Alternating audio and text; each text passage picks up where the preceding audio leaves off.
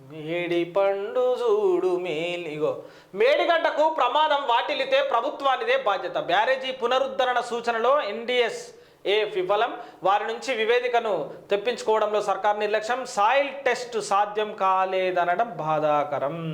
మంత్రి ఉత్తమ్ వ్యాఖ్యలు అవగాహన రాహిత్యంగా ఉన్నాయని చెప్పి హరీష్ రావు మాట్లాడినటువంటి మాటలు.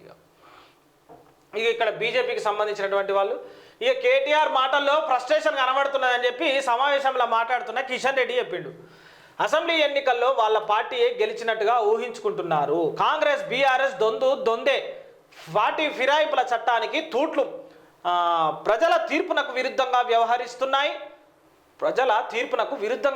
ఈ రెండు పార్టీలు. నేటి నుంచి కాంగ్రెస్ అసలు స్వరూపం చూడాలి.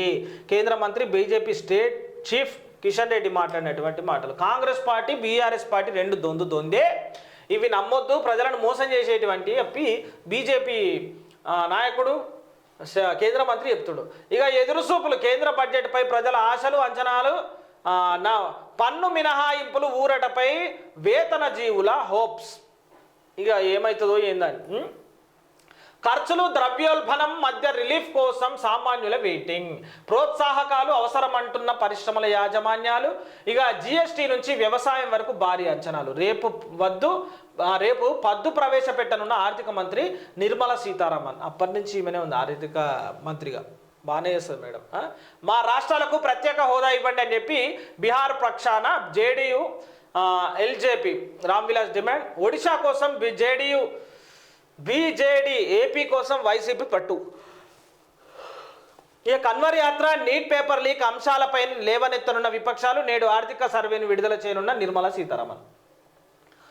అయితే ఇక సమావేశాలలో ఏ రాష్ట్రానికి ఎన్ని నిధులు, దేనికి ఏమవుతుంది, ఇంకొకటి అసెంబ్లీ సమావేశాలు రేపటి నుంచి జరగబోతే మరి ఎవరు ఎట్లా మాట్లాడతారు, దేని గురించి చర్చిస్తారు అనేది కూడా చూడాలి. ఇగో భార్య కుమార్తెని చంపి భర్త సూసైడ్. బోయిన్పల్లిలో విషాద ఘటన, కుటుంబ కలహాలే కారణమని. So sad. 2 ఏళ్లలో 42 మర్డర్స్. మహిళలే టార్గెట్గా సీరియల్ కిల్లర్ ఘాతకం. ఇక హత్య అనంతరం డెడ్ బాడీలను ఛిద్రం చేసి చెత్త కుప్పలో పారేసిన అంతకుడు. కెన్యాలో దారుణం. పోలీసుల అదుపులో నిందితుడు. ఓయమ్మ 42 మందిని చంపినట్టాడు సీరియల్ కిల్లర్. చెత్త కుప్పలో లేచి కెన్యాల. కేరళలో నీఫాతో బాలుడు మృతి. వైరస్ సోకిన గంట వ్యవధిలోనే తగ్గిన యూరిన్ అవుట్పుట్, తీవ్ర గుండె నొప్పి. అమ్మా వెల్లడించిన రాష్ట్ర హెల్త్ మినిస్టర్ వీణా జార్జ్. నీఫా అంట రోగం ఏదో, వైరస్ సోకిన గంట వ్యవధిలోనే తగ్గిన యూరిన్ అవుట్పుట్ అంట. ఇది ఎక్కడి రోగమే. ఇక శ్రీ చైతన్య కాలేజీ విద్యార్థిని ఆత్మహత్యాయత్నం. హాస్టల్ గదిలో ఉరేసుకొని ప్రిన్సిపల్ వేధింపులే కారణమని తల్లిదండ్రుల ఆవేదన. పాపం. ఇక్కడ ఇది ఏ శ్రీ చైతన్య కాలేజ్? ఈ శ్రీ చైతన్య నారాయణ కాలేజీలు అయితే మందిని ముంచుతున్నాయి. ఇక వీళ్ళకి తోడు ఇప్పుడిప్పుడు వచ్చిన మళ్ళీ స్కూళ్ళు కాలేజీలు ప్రైవేట్కి సంబంధించినవి కూడా వీళ్ళతో వల్లనే నడుస్తున్నాయి. మళ్ళీ అవి కూడా లక్షల కొద్ది రూపాయలే.